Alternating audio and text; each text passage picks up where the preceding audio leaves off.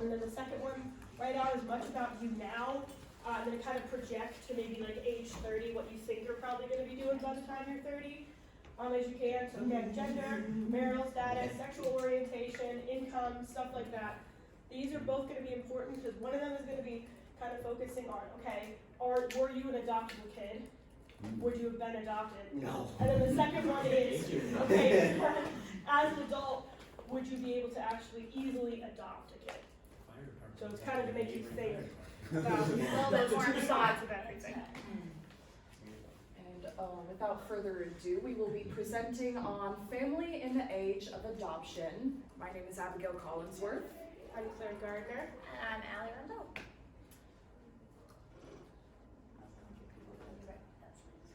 Okay, so when we imagine the American dream, a lot of us tend to think about family. And when we think of family, oftentimes we think about this nuclear family that has two parents and two kids. Most of the time, they're probably gonna look a little bit more like this one over here on the right? I was like, I have to flip it. But they can also look like this other one on the left here. But that nuclear family is something that we often think about, and most of the time you're expecting it to be children that are related to the parents, you know, like actual natural born children to the family. And although this is an American dream for many, it's not a one, you know, all encompassing goal for every family. Some people just choose not to have children, but for many couples it is the dream. And so even though this is the dream, there's a lot more to it than just being able to have a child at your own will. A lot of families have lots of issues when it comes to creating their own family. Although in most cases women can easily get pregnant from their spouse, about 10 to 20% of known pregnancies. Now granted, not everyone knows that they're pregnant. If you've ever seen the show, I Didn't Know I Was Pregnant, that just showcases that fact. But a lot of those pregnancies that are known end in a miscarriage, and that's according to the Mayo Clinic. In addition, you're gonna have potential issues of infertility as well. According to the CDC Office of Women's Health, about 10% of women, that calculates out to about 6.1 million United States women. Now, the ages of which are 15 to 44, although the 15 age range, not sure how many women in that range are attempting to get pregnant by choice, but a lot of those women do have difficulty getting pregnant or even staying pregnant, and oftentimes those will end in either a miscarriage or just won't have any sort of pregnancy pop up. And that's considered infertility, and it's something that a lot of women do struggle with if they choose to have a child. Oftentimes you don't really know whether or not the infertility is your own feminine issues, because there can be issues revolving around a woman's ability to get pregnant, but also men can have the infertility issue on their side as well. Not all men have the sperm count to be able to have children, just as much as women might not always have the amount of eggs that are needed to have a child of their own. So these are two of the biggest issues when it comes to having your own family, but there are a vast amount of issues as well that can cause a family to have issues in getting pregnant. These are some of the ones that relate to just having your own children. Okay, so I'll be going over some of the general parts of adoption to be aware of. So a lot of people who want to have children but cannot conceive on their own go for the route of adoption. And in the United States, there are 3 different types. There is adoption through the foster care, adoption through a private agency, or adoption from an international company or another country. Independent adoption costs can range between $15,000 and $40,000, with some being as high as $50,000. So it's pretty expensive to go the independent route, and a lot of people opt for foster care, which is something that Claire will be going into later. But there's also a high demand for younger children ages 0 to 3, and it can impact the ability of the parents to adopt in a timely manner. In Ohio, there are about 2,600 kids who are still waiting to be adopted now. With private adoptions, the reasons that they are so expensive is because a lot of times it's paying for the medical expenses for the birth mother, it's paying for legal fees, it's paying for court fees for signing the adoption papers and having representation from a lawyer and all of that kind of stuff.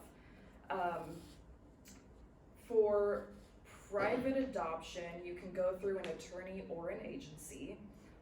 But attorneys a lot of times will cost like over $5,000.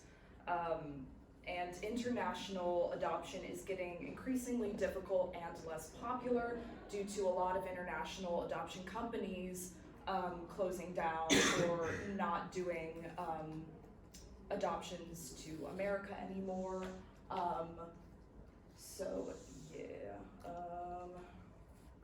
Foster care is almost free, but with foster care, there comes a lot of issues with either difficulties with the child or difficulties with the parents. And adoptive parents must complete a home study to make sure that they are suitable parents and free of hazards in their home. The home studies can take 3 to 6 months to complete, which can put you back on adoption if you're wanting to adopt immediately. About 59% of the 135,000 children that are adopted each year come from the foster care system. About 26 come from international and 15% from private adoptions. Requirements for adoption are you must be 18 or older or 21 or older to foster. You have to read, write, and speak English to communicate with the agency. You can be single or married, and any orientation, any religion, but you have to have references from other people, and you have to be able to meet the basic needs of a child. You have to have space for a child. You have to have separate beds for children over the age of 5. And you must be free of physical, emotional, or mental conditions that could impair your ability to care for a child. They'll also do background checks, make sure your home is free of hazards, and you have to complete training from the agency. Moving on to, thank you, the next, how do you use this? Oh, it's that one, okay. Moving on to the next slide.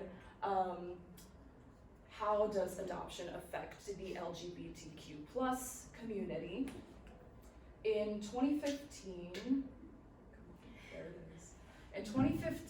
there was the case of Obergefell versus Hodges. I remember this pretty well because it wasn't that long ago. It's when we got the right, gay people got the right to marry, ruled by the Supreme Court. 55% of plaintiffs in this case were adoptive parents. And with Obergefell versus Hodges, this helped with a lot of issues surrounding gay parenthood, but there are still a lot going on today.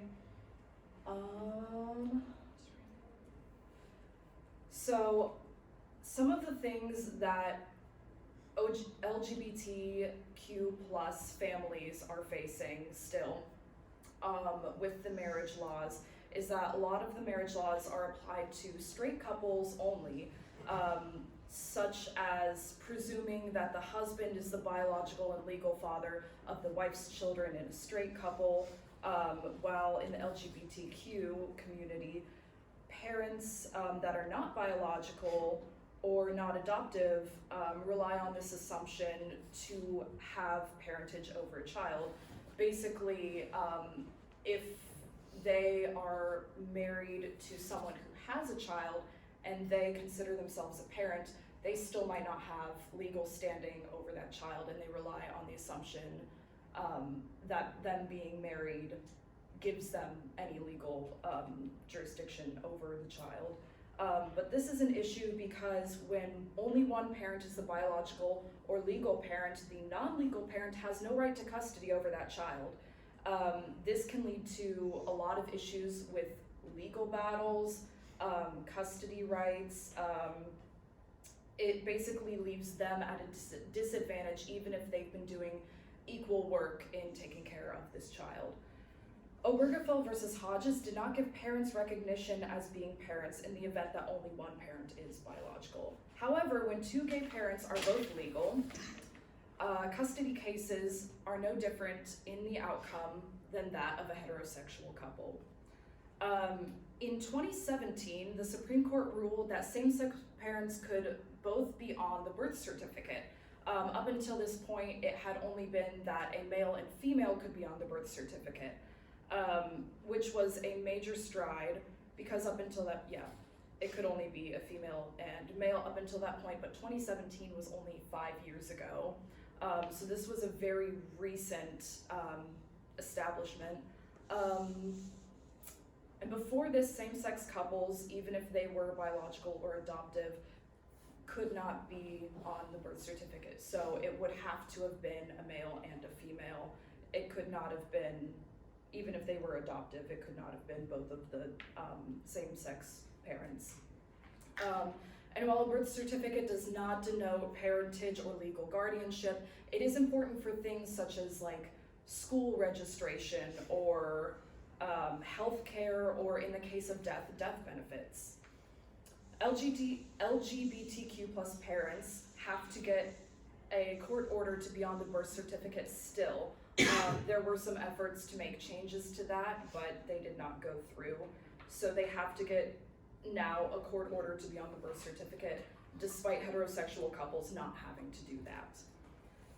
In Texas, same-sex couples are prohibited from adopting a child together from foster care, and some generally conservative states use religious freedom as a reason to allow private adoption companies to not allow adoptions to gay families. There is also the ability for second parent adoptions. Second parent adoptions are legal everywhere in the US, and they have been a pivotal part for the gay community in adopting a child. It allows for, if one parent has legal guardianship over a child, it allows for a second parent to also step in and be able to also be considered a legal guardian. This can also benefit straight couples. If someone is like a step parent and wants to do a second person adoption, they can do that and be considered a legal guardian. Many gay couples question whether their marriage rights give them adequate legal standing as legal parents. And after the 2016 election, there was a lot of tension within the community and a lot of questioning on where they stood as parents. Not all states allow second adoptions if the couple is not married. Ohio is one of those states. They will not allow you to do a second adoption if you're not a married couple, and there's also nothing specific in the legislation that says that a gay couple can do second adoption.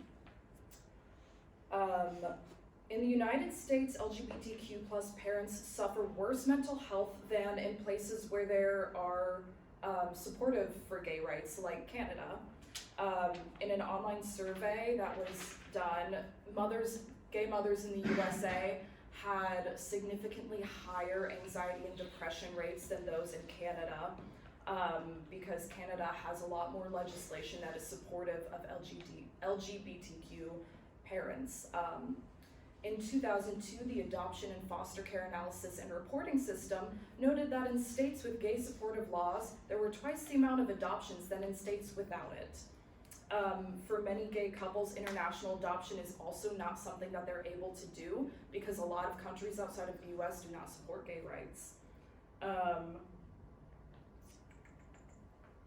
And there is also a downward slope in adoptions even happening from international agencies overseas. So a lot of the adoptions have to come from the foster care system, which brings us to Claire. It's sweet time. Okay, I'm a little hoarse, so I'll try to speak up. If I start coughing, I sincerely apologize. So as much as we're talking about how difficult it can be from an outsider trying to adopt a child out of the system itself, there are also a lot of problems if you are a child within the system. So one of them I will start talking about is foster care. So the way that a child enters foster care, a lot of adoptable children end up in foster care. They either start there initially or they ultimately end up there, then they're adopted out. Sometimes these private organizations will have children. If they can't quite maintain the number of children that they have, they'll put them into foster care. This comes from Kids Count Data Center, which focuses on the number of children who are in foster care and demographics and things like that. So the way a child actually ends up in foster care is that the way that a child actually ends up in foster care is if a parent is deemed unfit to take care of their child. So this can be medical, mental, or financial. Now, and when everybody thinks of like an unfit parent, you're probably thinking of somebody who does drugs or is abusive, and there are some very valid reasons for a parent to be deemed unfit to take care of their child. But there are also plenty of other reasons that can kind of be considered faults of a system they live in and not necessarily their fault. So medical, if you're going through a very grueling cancer battle and you're just not entirely there and you're a single parent, you might not be able to take care of your child, you could be deemed an unfit parent. If you're dealing with some mental issues, you're severely depressed and you're on suicide watch, you could be deemed an unfit parent. Or if you were with your spouse for a very long time and they were abusive and you ultimately left them with your children and you aren't financially stable on your own, you could be deemed an unfit parent. All of these are things that are not necessarily you having any ill will towards your children or you having any malice toward being a parent. You're trying your best, you're failing, but it's not like you're aggressively being cruel to your children. You're just falling short of a line that's being set by the state. And also a lot of times you could be deemed an unfit parent without necessarily going through a lot of stuff, as long as like one flag can be raised. If you have any kind of prior background, you could be deemed an unfit parent like that. So it's a very slippery slope to be deemed unfit to take care of a child. So this means that there are plenty of kids that are in the system that are not actually adoptable. They have parents who love them, they have parents who want them. Now, the way that your child ultimately ends up staying in the system and being considered adoptable is if your child remains in the foster care system for 15 out of 22 months, so that's a little under 2 years, the court moves to terminate parental rights. This means that you have no say in whether your child is adopted or who they're adopted by. This comes from DIItips.com, which is a website that focuses on making sure parents of children who are in foster care know their rights still. So the 15 out of 22 months, this is important. A lot of the things I mentioned earlier, a grueling cancer diagnosis, being put on suicide watch, or leaving an abusive partner and being financially unstable. None of these are gonna probably be able to perfectly resolve themselves within 24 months, which is 2 years. So if you could take any 15, if you could take any 22 block of time and count 15 months, it's a lot easier than you think it would be, because this is just, you go ahead and you initially get your children taken away, and then they're there for say 2 months. Then you manage to get yourself enough together for maybe a week or two to start going through the process of being deemed fit to have your children again, but they end up staying in the system until you are deemed fit again. Court proceedings can take months. So let's say that you end up, it takes another 2 months just to get your kids back. That's 4 months all strung together right there. And then you go through and you actually get your children back, and let's say that you stumble in whatever it is you're dealing with. Maybe you're not fully taken off of suicide watch, maybe you're put back on, maybe your cancer gets worse, maybe your abusive partner comes after you. Anything can happen, you could be deemed unfit again, and it's not from initial point of being deemed unfit, so it's not like deemed unfit 4 months. No, it's any 22 months. If they can have your kids in foster care for 15 out of those 22, your rights as a parent are taken away. So your kids could end up being sent to a completely different state to be adopted out. they could be given to a family that isn't necessarily best for your kid. I'll talk about that in a minute. So these are all of these things. There are children in the system who aren't really adoptable, and this deals with the issue that if you have a child that knows their parents, that remembers their parents, and knows that they love them, and that child is adopted by another family, they're not exactly going to have a happy home there, because they're always going to know, well, my mom had cancer, she loved me, but she just was deemed unfit for just long enough for me to be beyond her reaches. So then we deal with, I love how slow the computer is. So let's say that you end up being put in as an adoptable child. Either you were initially put in foster care in one of these private organizations, or your parent was deemed unfit and you're in the system now. A lot of times going into adoptions, parents are expected to have preferences when it comes to adopting. I don't mean saying, oh, I would like it if this kid was maybe something that I could take on, so maybe you're not like, you don't have a lot of money, so maybe you don't want to take on like a group of siblings, maybe you would like to adopt a solo child. That's not what I'm talking about with preferences. What I'm talking about with preferences are age, race, sex, and disability. So typically preferences are for infants, toddlers, ages 0 to 3. These are children who have no prior knowledge of their parents, no prior knowledge of who they are as a person, of a similar race to the adopting family. So sometimes this is done based on, I don't know if I can necessarily educate a child about a culture that's not mine. I don't know if I feel like, I don't know if I could take on that responsibility. Or it could be, I don't want my kid to ever know that they were adopted. I don't want to ever have to deal with having that conversation with them. It's a difficult conversation to go through with your adopted child. I would just like them to meld into my family seamlessly. And with no disabilities. I personally have a little bit of an issue going in with no disability preferences because disabilities are a spectrum of things.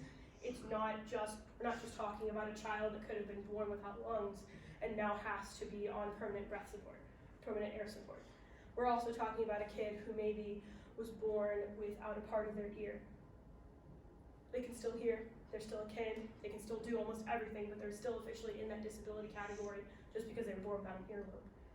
And then you also have things where, like, autism is a spectrum. You could have a child on one end of the autism spectrum who just has slight difficulty with social cues, or you could have a child on the complete opposite end that is nonverbal and needs a lot of support. But that entire spectrum is put under disability. Or you have things like Down syndrome. My brother Dan is stronger than me, faster than me, street smarter than me. Unfortunately, I got him on books. He couldn't have the entire gene pool. I had to have part of it, so he had to share a little bit there. But he's more athletic than me. We always joke that if he would have been born typical, he probably would have been a jerk because he's just good at everything he does, and he's a really good kid. Kids in this particular area might get completely locked out of being adopted by really awesome families just because they technically have a disability. Things also like dyslexia can also be put as a disability. So if you mark you don't want a child with a disability, that could include dyslexia. And these are disabilities that aren't major disabilities, they're not major financial burdens, I should say, and you're being locked out of that. Now, on the last preference I talked about, which was gender or sex preferencing, we'll keep out any people who are preferencing that for nefarious purposes. We will assume that they will not make it through the background checks. We'll assume, because the background checks are pretty thorough, we'll assume they're not making it through to actually adopting a child. Typically, if you have gender preferencing, it's trying to balance numbers of children you already have. So going back to what Allie said about the nuclear family, a boy and a girl, I have a boy, I want a girl, I have a girl, I want a boy. Try to balance that out, or maybe saying, I've had nothing but girls, and I want to have at least one son, so you have like 3 girls and 1 son, trying to balance that out. Or it could be trying to pair them with your current children, like, oh, I have a daughter, I haven't been able to have another daughter, I will adopt a child that's of a similar age to my daughter so she can kind of have a built-in friend, which I will talk about in the following slide, why that's an issue. And then the final issue could be trying to deal with gender norms, so it could be a thing of, I want a little girl to go shopping for, I have all these frilly things that my mother knitted me when she thought I was going to have a kid, and they're all pink and everything, and I need a girl to put them in. Or, oh my gosh, when I was younger, I was an avid football player. I want somebody to throw the ball around with in the backyard. So trying to get somebody specifically for those gender norms. That can be an issue because we deal with it today with kids who are biological. Children, the gender or sex that they are born is not always the gender or the sex that they identify with and that they're going to grow into or the way that they're going to behave. And so kind of expecting to adopt a child to fit that mold can be incredibly toxic later on for that child. Love how slow it is. And then the last issue I'm going to talk about, and this is one of the reasons why I had you guys noting some stuff down, is medical history and personal culture. Do not follow children where they go. This is from an article in Reader's Digest where a bunch of people who were adopted talked about the issues that they had growing up. So medical history, so for me personally, I had 3 of my 4 grandparents die of cancer. I know exactly what cancers they died from, and I can be on watch for those for the rest of my life. You can have a family that you know you have to be conscious of possible heart issues or diabetes, things like that. You know about your family. But a lot of times when children are adopted, that medical history doesn't follow them. So they kind of just look into their medical future and have no idea what they need to be looking out for, what they need to be concerned about, what they need to be conscious of in making choices.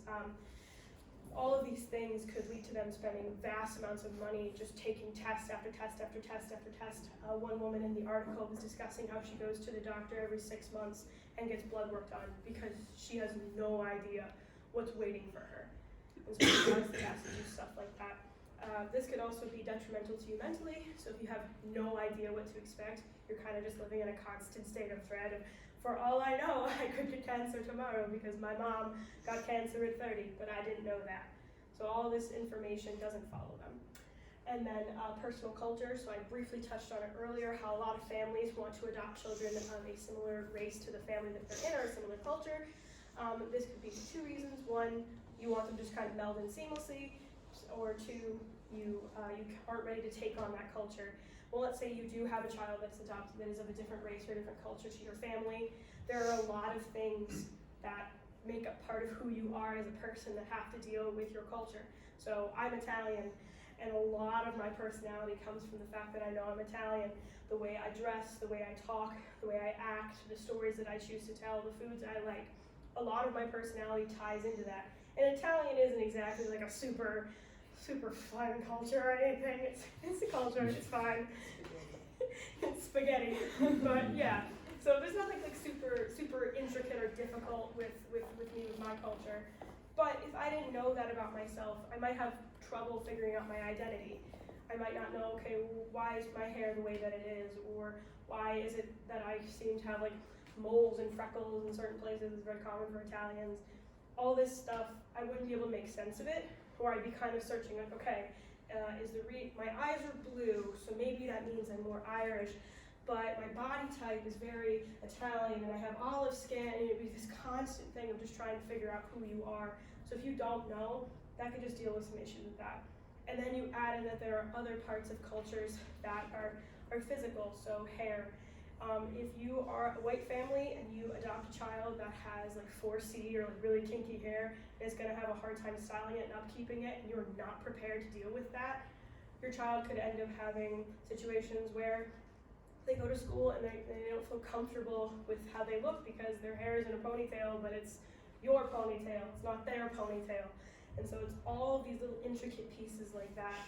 So it deals with identity, and then it also deals with physical things that they might need based on the culture that they're from. Alright, so now I'm going to talk on misuse of the adoption system itself. So I briefly touched on earlier some of those preferences. So some of these preferences could lead to you wanting to adopt for the wrong reason, or maybe you go into adoption with those preferences because you want to adopt for the wrong reason. Some of the wrong reasons to adopt. I love how slow the computer is. So all these come from families.com. So this is a website that helps people who are looking to adopt to figure out if adoption is the right option for them, or how to go about it. So first one, ta-da, is for someone to love them back. So might I recommend making friends? Might I recommend getting a dog? So a lot of these first few are going to be talking about how your children don't owe you anything. Just because you adopt a child, just because you even have a child, it doesn't mean that your child owes you love. It doesn't mean they owe you affection. If you are a bad parent, they're not going to stick around. Next one is to take care of them in their old age. Might I recommend saving up some money, making sure you get a real nice nursing home. We talked earlier about how expensive adoption can be. Might I recommend just setting that money aside and just giving yourself a real nice nursing home. If you want someone to take care of you in your old age, that's something you pay for. You don't expect to emotionally manipulate somebody in order to take care of you later. You are lonely. Again, I return back to the dog. Border collies are real friendly. Children are children. It is not their responsibility to emotionally uplift you.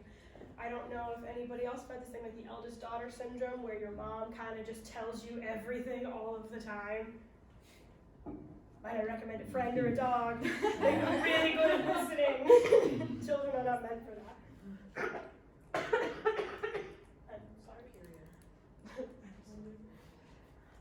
To be seen as a saint. So this kind of ties into a lot of these organizations that are adopting out children are religious organizations. Some of them are doing it because they want to reach out and help with their community. That's awesome. Other organizations or even people might be doing it because, oh, if I adopt a child from a war-torn country, I'm a good person. I'm doing my duty. I'm safe. Everyone should love me. I should be exalted. And this kid is going to be grateful that I did this for them. Adoption is not a route to sainthood. If you want to be a saint, might I recommend going and just volunteering in your community? Might I recommend going ahead and donating to organizations to help children? Might I recommend even being a foster parent? But you're not entitled to being a saint just because you adopt a child, and if that's why you're looking for it, you're going into it for the wrong reasons. This is not about you. This is about the person on the other end of this. This is about the child, the person that they're going to grow into. It's trying to provide them with a home and an upbringing that's going to result in them being able to go on and do good things. A playmate for your other children. Might I recommend socializing your children better? Trying to adopt, now again, kind of going back to some of the sex preferencing or age preferencing, is you might specifically try to get a kid that's in the same age range and gender as the child you currently have. This is not really great, mainly because you're not quite sure what you're taking on with that kid, what they're doing. You also don't know if that kid is going to be identical to your child. I don't know about you guys. I have a cousin, 2 cousins. They're both sisters. They have completely opposite personalities. They are a year apart. They do not get along with each other. So we all love our siblings, but we don't always get along with them. So if you're specifically getting another kid just to kind of be compatible with the kids you already have and kind of like play with them so you don't have to, that's not good, because that could end up leading to you having clear preferences toward one of your children, since you essentially got them a companion. So not a good idea there. So computer. A child will bring my spouse and I closer together. I love the audible chuckle I got from a lot of people. I don't know about you guys, but when I was a kid, most of the time my parents argued about anything. It was about me. It was about, oh, why did you give Claire jelly beans before dinner? I thought I told you we were not doing that. Or, oh, I want to send Claire to this preschool. Or, I want to do this, I want to do that. Claire broke her leg. How did you let her play soccer? Things like that. So a lot of arguments are around kids. So that probably isn't going to happen. And if you're bringing a child into a house where there's division among the parents, they're going to feel that. I'm not personally a child of divorce, but I've heard it from kids. I am. My parents got divorced from me. Yes. Fun times. But like if you're a child of divorce, or you're in a household where your parents seem to fight with each other and don't seem to like each other, that could have a detrimental impact on you as a person, the way that you view love, the way that you view marriage, the way that you view the world, the way that you view other people. It could be incredibly detrimental. So if that's what you're doing this for, that's really not a good idea. Someone to carry on the family name. So earlier I mentioned possibly wanting to adopt a son in order to play football with. Well, a lot of times the family name goes through your son, and if you've had like 4 girls and you're like, we're not going down this road again, we're not waiting 9 months, let's just sign up, and you adopt a son, this can be difficult because you have no clue, you have no guarantee that this son is either going to A, reach adulthood, they're going to get married. If they do get married, if they're going to make a custom last name like some people are doing now, if they're going to hyphenate with their spouse, or if they're going to enter into a marriage where they're the one changing their last name. You also don't have any guarantee if this son that you adopted will continue to be your son. They might identify as a woman and then ultimately end up being your daughter anyway. So that's why you're doing this. You're gonna put immense pressure on that kid to carry on your name and carry on your legacy. And that's just really toxic and really not a good idea. For extra help around the house. So this specifically comes into a lot of times when people are adopting children who are like above the age of like 12. We all remember all of a sudden on like your 12th birthday, they're like, okay, you're taking out the trash. And you're like, what? I didn't sign up for this, I just turned 12. So things like that, adopting kids who are older specifically so they can help you around the house, they can do this for you, they can do that for you. And there are some parents who specifically try to adopt children who are at the end of the adoption window, so getting close to being 18, getting close to being full adults, specifically because they're like, I want somebody to come and help me around the house, I don't feel like cleaning, this kid will be grateful to me, they'll clean my house, I'll give them a bed to sleep in and some food to eat, be grateful. Might I recommend a maid? A maid is a whole lot cheaper than going through the adoption process. And then the very last one on here from Lord is extra income. So this comes in two ways. So one of them is having a similar kind of having a kid help around the house. You get a kid that's 16 plus, they can go get a job at McDonald's, they can bring home a little bit of extra money for you, kind of help with a little bit of stuff around the house. Or you might specifically adopt a child who has a disability, because as Alan's going to talk about in a second, sometimes disabilities will come with checks from the state government or the national government to help support that child. So you could adopt a kid specifically with the purpose of kind of pocketing that check and using it for your own purposes, or saying, you know what, I kind of want to go on a vacation. I'll adopt a kid with special needs, they'll make it on the Make-A-Wish list, I'll get to go to Disney. No. I don't think I need to tell you how cruel and awful that is. But there are people who adopt for these reasons, and it's because of reasons like this that adoption can be such a rigorous and difficult process. So although there are definitely people who are making it through the adoption process who shouldn't, there are plenty of people who are not making it through the adoption process that should. People who just happen to not be able to have kids naturally, like we talked about earlier, they might want to adopt a kid and they're going to have to go through this incredibly strenuous process because of people like this. Or couples who are just, or gay couples that just can't have a kid on their own like that. They're going to need to go through this process. They're going to get caught up because of people like this. So as we've kind of mentioned throughout this, there's a lot of financial stress that goes into having a child that got adopted by you. And specifically, I wanted to talk a little bit about the Ohio aspect of financial support, because there is a lot of financial support out there and every state differs, but because we live in Ohio, we figured we'd take on Ohio's. So one of the first things that you can apply for, specifically if you adopt a child with a disability, as Claire was mentioning before, the people that misuse that, but Title IV-E is the adoption assistance, and it helps to encourage people to adopt children that identify as having special needs. Now, I have a stepbrother who is autistic, and when you are a child going through the public education system, you're provided levels of assistance, whether it be through an IEP or a 504 plan, but you're given levels of assistance. And the minute that you turn 18 or you graduate from the public education system, that assistance just vanishes. It is no longer existent to you, and so you often need a little bit more help. My stepbrother's had issues with that. And this is what is intended to be used for this check. Not only can it be helpful for medical bills and mental health bills, when you need to go get your child therapy or scans, any sort of medical assistance that they may need, that's what this money is intended to be used for.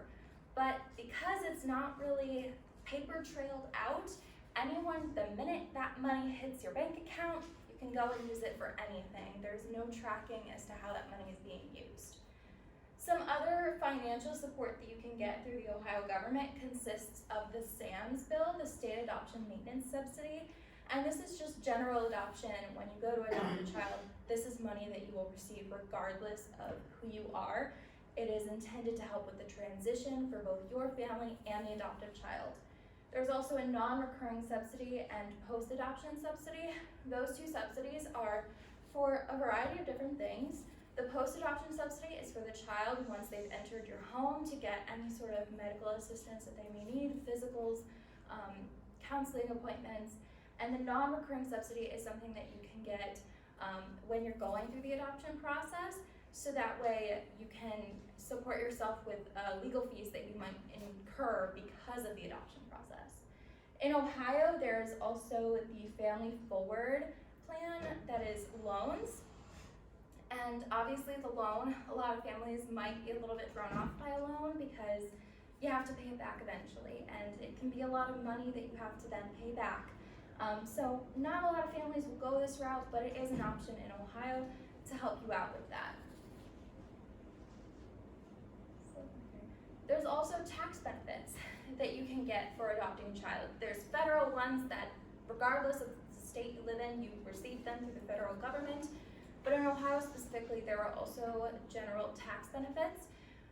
I would assume that these tax benefits are around the same amount that you would receive if you had your own children yourself. As you all probably just filled out your taxes, you know that if you are a dependent or you have dependents, you get money for that. And it's similar money. I would assume it to be a little bit more, considering adopting a child can be more expensive than having a child of your own. There also is this organization called the Adoptive Assistance Connections, the AAC in Ohio, that is intended to help with children who are adopted at the ages of 16 to 17 as they go into their adult years. Because that assistance, like I mentioned before, goes away the minute you're outside of the public education system, this is supposed to help you to transition into adulthood. I know many of you probably know that you can be on your family's insurance plan until the age of 26, unless for whatever reason they decide to boot you off of it. Adopted children might not have those same abilities because they are adopted. They might not have the option to be on a family medical plan because their adoptiveness. Because of that, there is this in Ohio that allows you to kind of get a little bit more aid for those things up until the age of 21. It is that transitional year, which is extremely beneficial. So because of all of these issues that we've discussed today, we wanted to provide some solutions to this issue. So we're gonna go around, and based on the topics that we presented on, we're going to give you guys some ideas as to why